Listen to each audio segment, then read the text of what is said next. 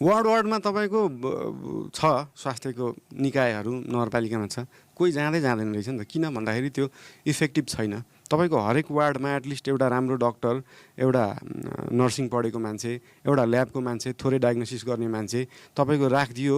अनि तपाईँको प्राथमिक उपचारहरू, किनभने तपाईँको सर्जरीसम्म पुग्ने त भनेको सुरुवात त केही न केहीबाट भएको हुन्छ नि त। त्यो सुरुवाती फेजमा तपाईँको उपचार भयो भने त तपाईँ सर्जरीसम्म पुग्नु पर्दैन नि त। हाम्रो प्राइमेरी हेल्थ केयर खराब छ नि त। प्राइमेरी हेल्थ केयरलाई हामीले अपलिफ्ट गर्न सक्यौँ। हरेक वार्डमा, हरेक ठाउँमा गभर्मेन्ट हस्पिटलहरूलाई चाहिँ हामीले प्रमोट गर्न सक्यौँ।